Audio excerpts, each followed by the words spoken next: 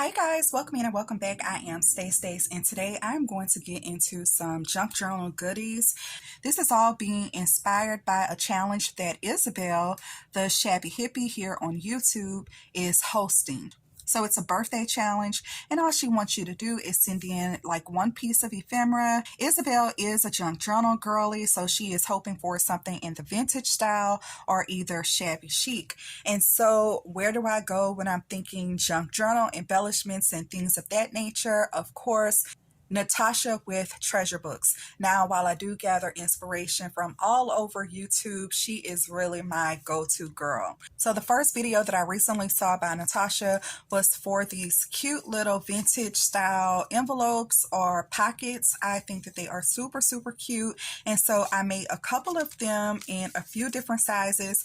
And I even messed up on one, which kind of turned around in my favor because I was able to turn them into little bitty cute flowers, which I think are so cute. Okay, I have all of this out on my desk right now because I also want to package it up really pretty. So a while ago, I was in a Facebook group and I received this little cutie. I can't remember who exactly gave this to me, but I think that the lady purchased this from Etsy, and I have tried recreating this many times over the last couple of years, and I absolutely love how they come out, and I've done different sizes and everything. So I'm going to try to do something like this again with Isabel, except my bag is going to be much larger, and then I also want to include all of these. Okay, so I'm just going to deconstruct this just a little bit. It looks like she used some used packaging. Have a piece of maybe tea-dyed paper on the top, and it looks like she has also stamped some things on it, which I think is super cute. And I've also prepped a piece of paper to start stamping on.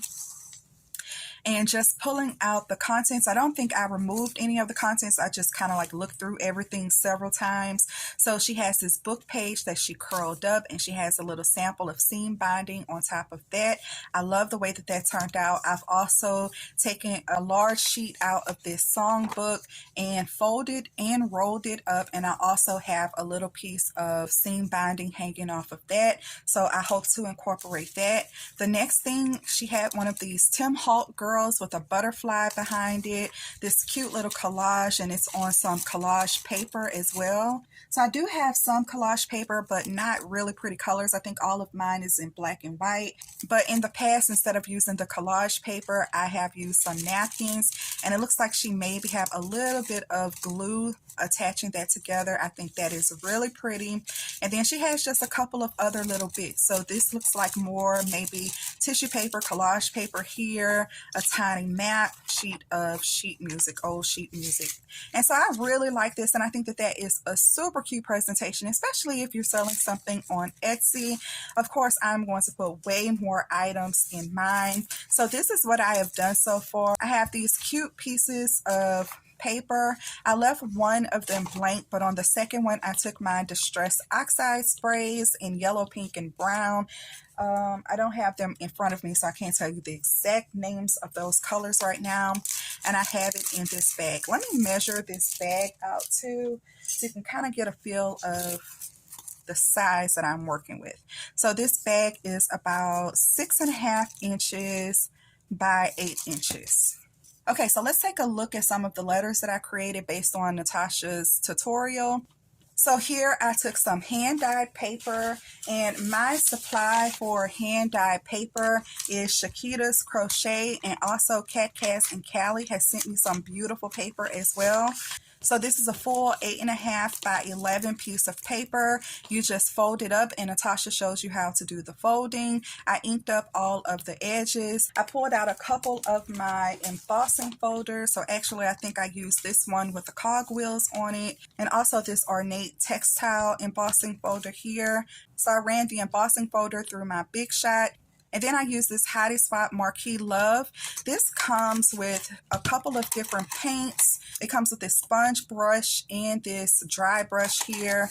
And then it also comes with a little stamp pad with some gold in it. Okay, it just says light brown and dark brown. So I used the light brown and even a little bit of white. And then I just dabbed all over the letter. I even took some of my Distress inks, and I believe I only used the one in Rusty Hinge. And I went over it in a couple of places as well. And I also used the rusty hinge on the edges here. Yeah, I like the way that that turned out a lot. You do see some gold foiling in here. Pulled out my gold gilding flakes, which I don't use much. I saw her use her regular glue stick to do it, and so I tried the glue stick method and it totally works. I used my dry brush here and just brushed off some of the gilding flakes. And so this does open up, so that's what it looks like on the inside. Oh, the texture of this paper I just absolutely love. And so here, this is just a piece of ephemera that I made a while back. And yeah, I like the way that looks. Let's get some of that white out. Super cute. Okay, so I just have one little piece of ephemera in here. And then that just tucks right back together like that. I love it. And then on top, I created this crepe paper rosette, and this is like some shiny brown paper. It's so cute.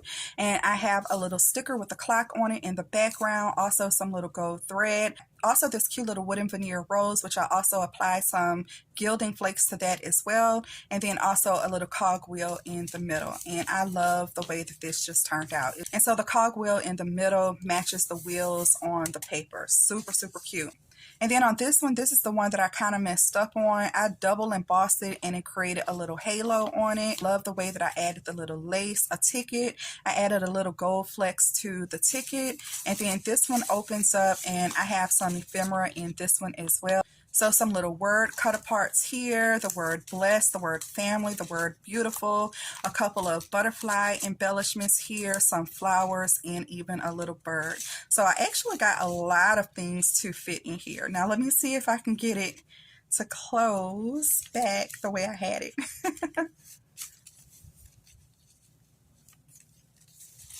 There we go.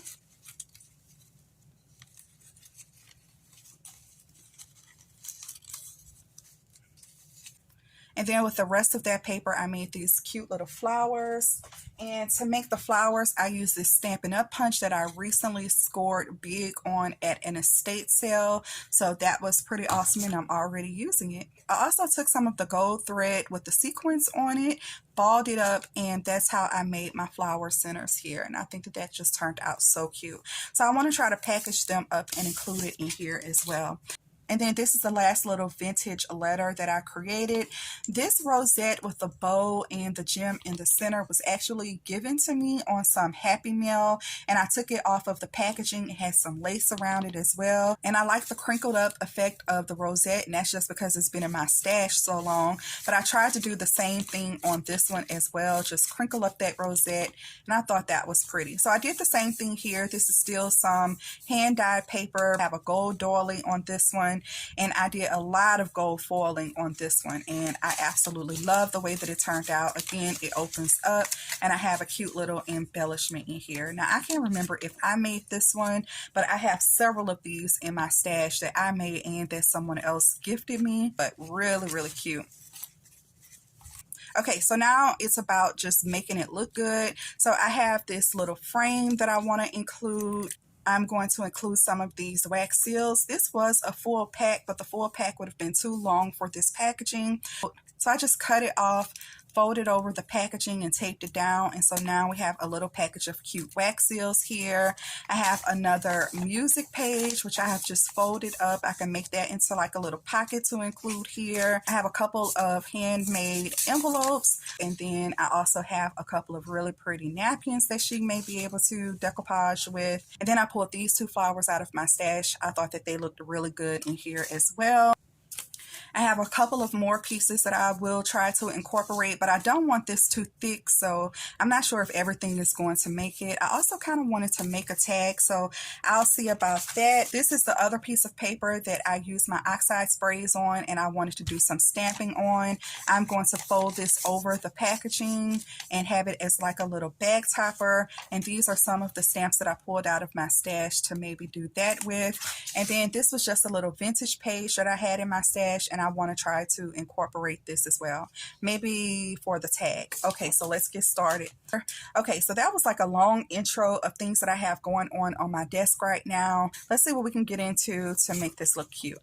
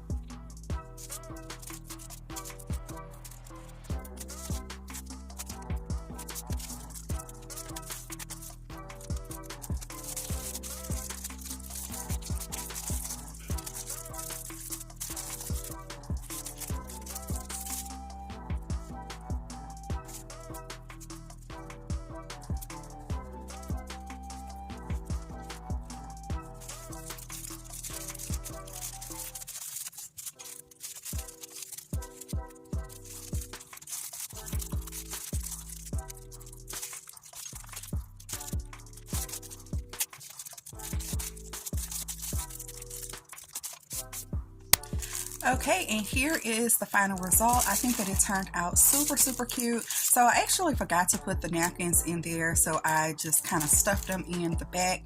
I wasn't crazy about how the bag topper turned out on the back. I like the front though. And then I found this really cute canvasy type blank border in my stash, and I just stamped the bird right on top of there, and I added a little bit of cheesecloth in the background.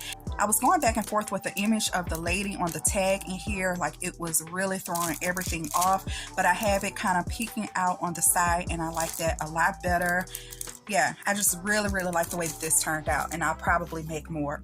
So as you remember, I am doing this for Isabel's 60th birthday challenge, and I also made her a card in a little vintagey theme as well. I did do the 60 on my Cricut, but everything else was from my stash. Actually, this card base was even from my scraps because I had just tore off a piece of this to use in another project, but I used some of these Tim Holtz double-sided sheets in the background of it, and I even layered some hand-dyed paper in here as well. This is also one of those Tim Holtz sheets. And then I did washi tape clusters on the inside, a little die cut that says happy birthday.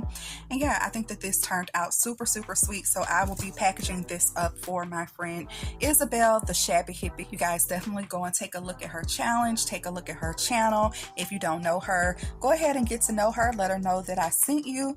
And thank you so much for watching today. I really appreciate it. I really had fun playing with all of the junk journaling supplies in my stash. I don't get to do that a lot. So yeah, I think that it turned out really cute, and I appreciate you guys coming along for the ride. Don't forget to give this video a thumbs up, and I'll see you in the next video. Bye!